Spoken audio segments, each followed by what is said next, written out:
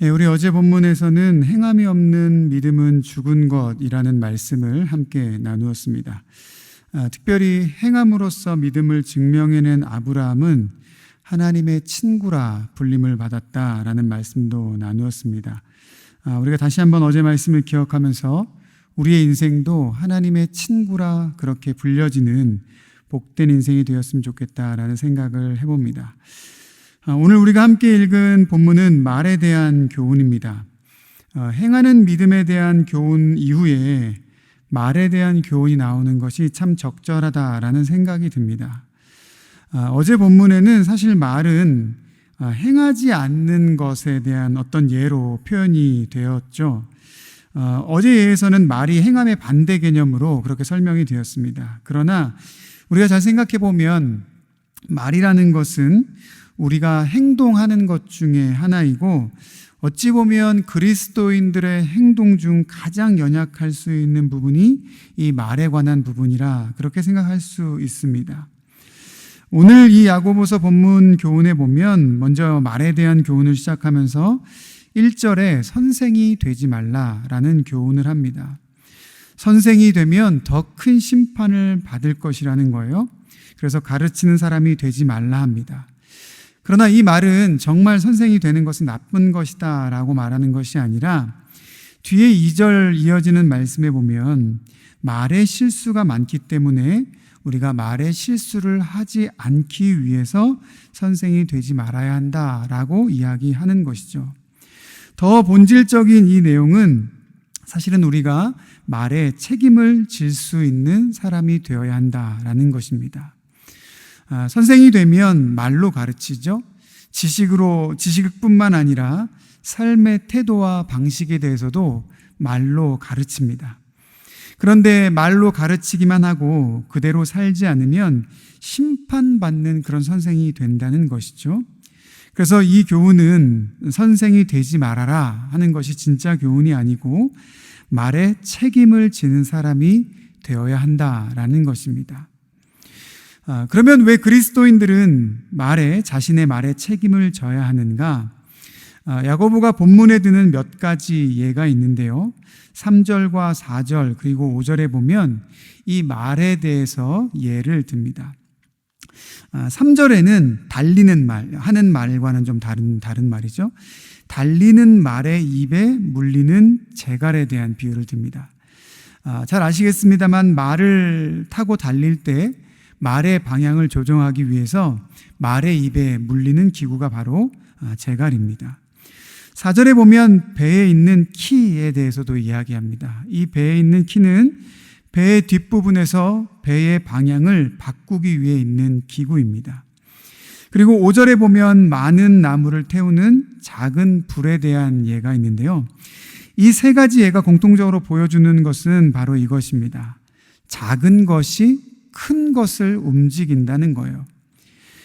말의 재갈은 말에 비해서 아주 작은 것이지만 덩치가 큰 그 말 전체의 방향을 바꿀 수 있는 것이고 배의 키 역시 배 뒤에 있는 아주 작은 그런 기관에 불과하지만 배 전체 방향을 바꾸는 그런 역할을 합니다.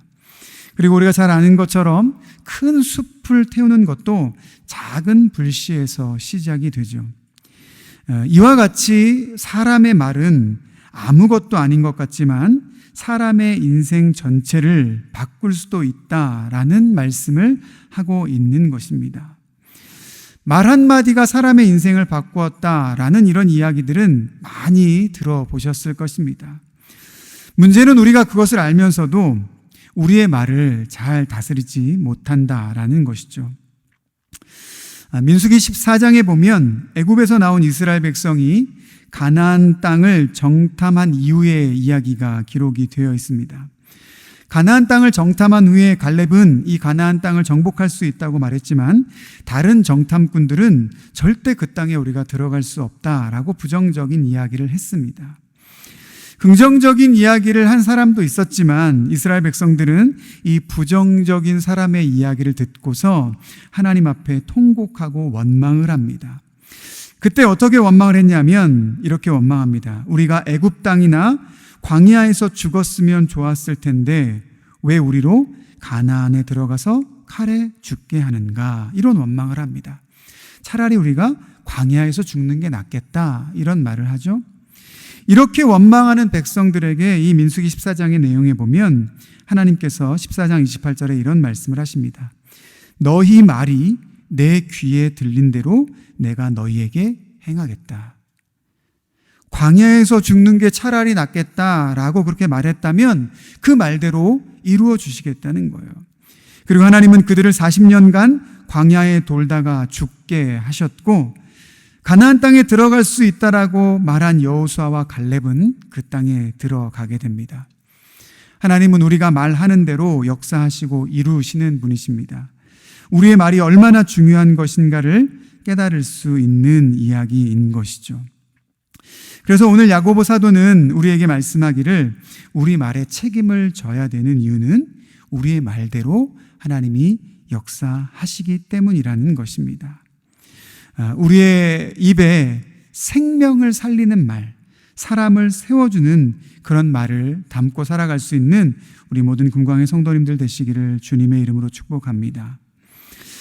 우리의 입을 또 잘 다스려야 하는 이유가 또 한 가지 소개되어지고 있는데 9절 10절에 보면 우리의 입은 하나님을 찬송하기 위한 그런 입이기 때문에 우리의 입에 저주의 말이나 악한 말이 담겨서는 안 된다라는 것입니다. 저는 이 본문을 볼 때마다 어렸을 때 한 목사님께 들었던 예화가 생각이 나는데요. 그 예화를 좀 나누려고 합니다. 이 영상을 아침에 보시고 계시는 분들은 아침부터 조금 더러운 얘기를 들으실 수 있겠습니다만 이 말씀을 너무 잘 이해할 수 있게 해주는 예여서 여러분들과 나누고자 합니다. 이 목사님은 시골에서 자라셨는데 어릴 때 집에서 강아지를 키우고 계셨답니다. 그런데 이 강아지가 우리가 흔히 말하는 똥개여서 그냥 아무거나 막 먹는 강아지라는 거예요. 그런데 이 강아지가 그냥 아무거나만 먹는 것이 아니라 자기가 배설한 것도 먹는 그야말로 똥개였던 것입니다. 그런데 이 목사님이 어느 날 학교를 마치고 집에 들어가는데 이 집의 강아지가 자기가 싸놓은 것을 막 먹고 있더라는 것입니다. 그런데 어쨌든 집 주인이 오니까 이 강아지가 갑자기 먹다 말고 이 목사님께 달려들어서, 어린 시절의 목사님이죠. 이 어린 시절의 목사님께 달려들어서 그 먹던 입으로 막 이 목사님을 핥았다는 거예요.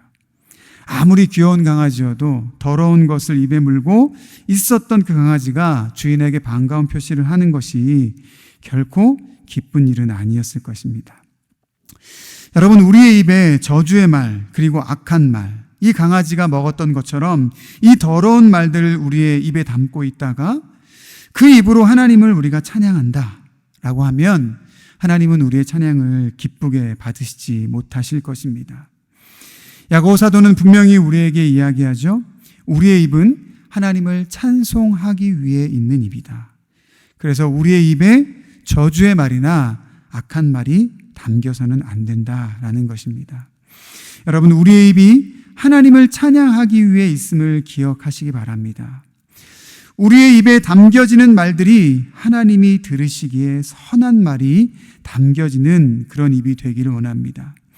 하나님이 내 입의 말을 하나도 빼놓지 않고 들으셔도 부끄럽지 않은 말을, 그 말만 우리의 입에 담고 살아가고 사람을 살리고 사람을 세워주는, 그리고 하나님을 찬양하는 그 말을 담고 살아가는 우리 모든 금광의 성도님들 되시기를 주님의 이름으로 축복합니다. 이 시간 함께 나누었던 말씀을 기억하면서 기도하도록 하겠습니다.